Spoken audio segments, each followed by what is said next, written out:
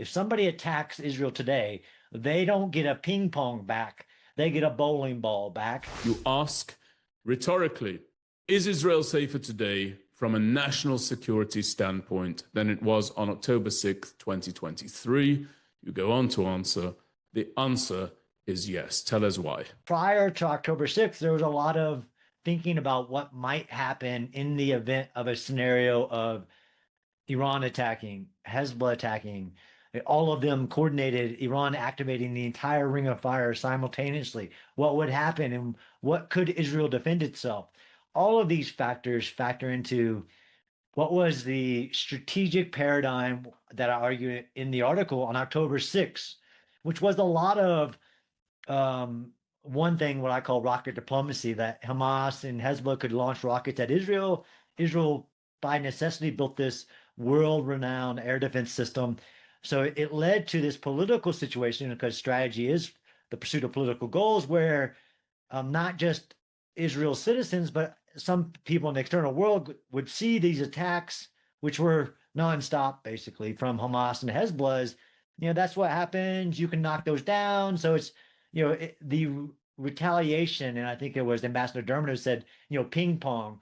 Hezbollah would attack, and Israel would attack and hit that launcher that attacked us. Now is kind of the status quo because of many diplomatic reasons, internally, but also internationally, right? When, to wage full war, although legitimately you attack a nation, Article 51, United Nations, just like basically after October 7th, every nation of the world has the right to act in self-defense. But for some reason, prior to October 6th, for many reasons, Israel was in this state where there was this rocket diplomacy of what was viewed as kind of the norm in responding to a threshold of an attack. And then you had the Islamic regime in Iran after October 7th attack Israel in April of 2024, October of 2024, and of course, after the 12-day war. All of these things matter, but I try to break it apart by enemies and say today, and this is where I get to with all the details that I try to provide. And, in God I trust, all others bring data on what is the status of the opposition to Israel's survival, to Israel's national security. Is it safer today across every front, both on its borders, so Hezbollah, West Bank, Gaza, Syria, but also internationally with Iran and the Houthis? And I try to break all those down and say, who's stronger today?